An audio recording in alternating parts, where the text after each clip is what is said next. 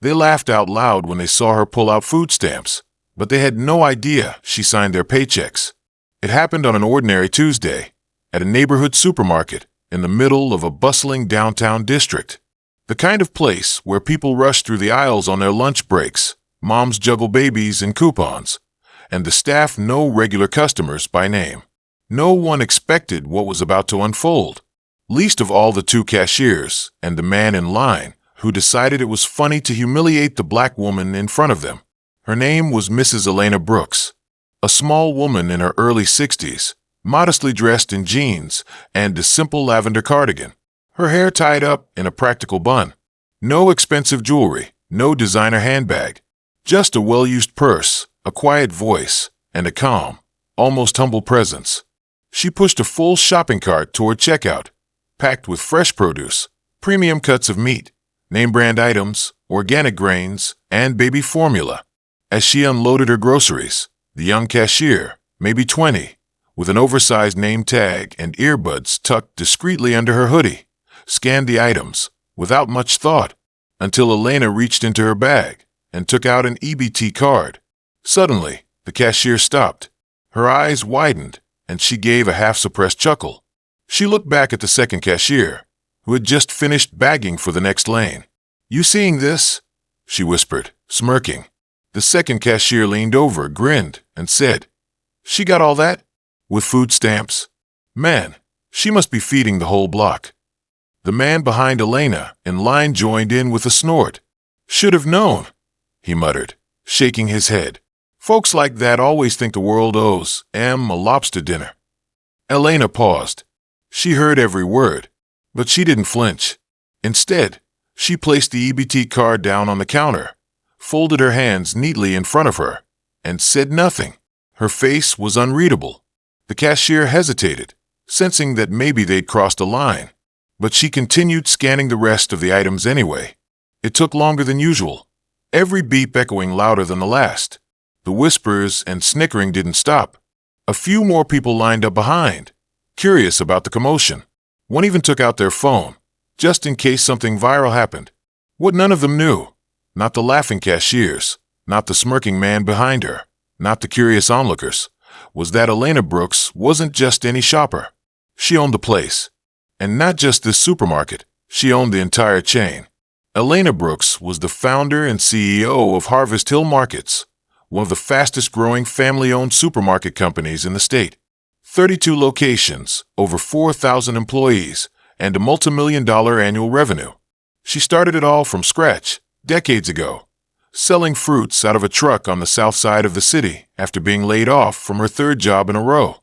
Back then, she was a single mother with 2 kids, no college degree, and barely enough savings to last a month. But she had drive.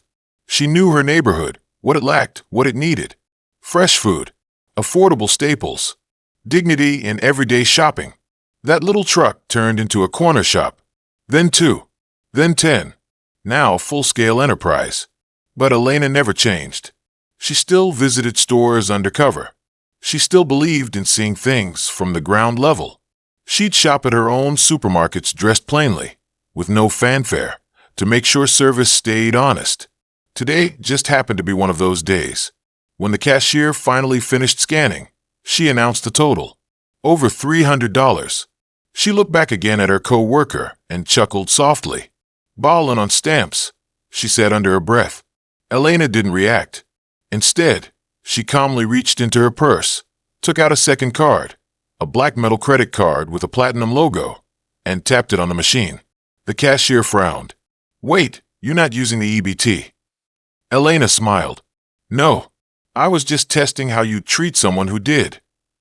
The cashier blinked, confused. Elena reached into her purse again and took out a business card. She handed it directly to the cashier. It read, "Elena Brooks, CEO, Harvest Hill Markets." Then she turned and handed a second card to the assistant manager, who had come over to see what the commotion was about. "Schedule a full team retraining on customer dignity and discrimination. Today," she said softly. And then, with a grace that filled the room more powerfully than any shout ever could, she turned to the man behind her and said, "I hope next time you decide to judge someone, you realize it could be the person who signs the check that keeps your food on your table. Silence. Dead silence. The entire front end of the store froze. The man's jaw dropped. The cashier's face went pale.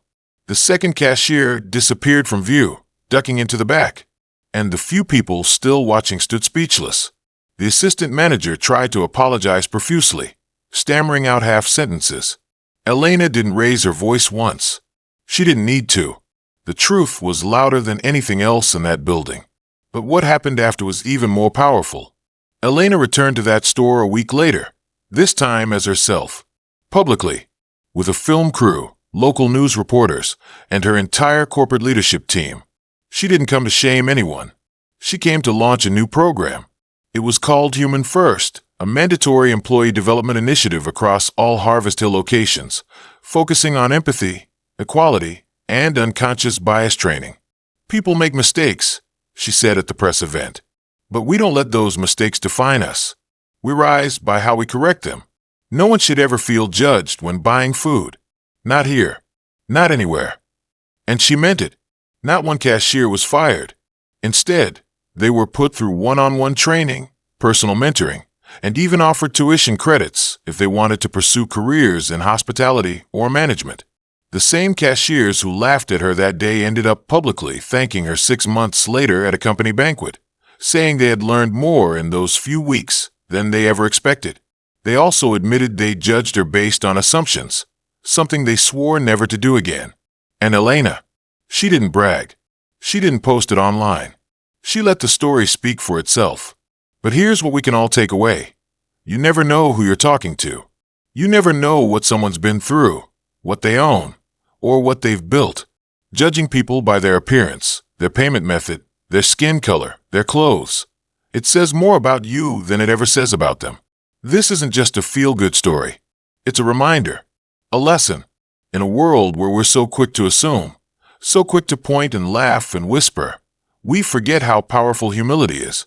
We forget that the person we mock could be the one making the world better while we're too busy tearing it down. So next time you see someone using an EBT card, or counting pennies, or struggling at the checkout, remember Elena. Remember this story. And ask yourself, what would happen if I showed kindness instead of judgment? Because it might just change someone's life. Or yours. If you made it this far in the story, do me a favor. Tap that like button to help more people hear this. Subscribe if you want more real-life stories that teach real-life lessons. And tell me in the comments, have you ever been misjudged? Or seen someone else treated unfairly? This channel is all about turning everyday moments into powerful conversations. And with your support, we'll keep telling stories that matter. I'll see you in the next one. Stay kind, stay curious, and never forget, dignity doesn't come with a price tag.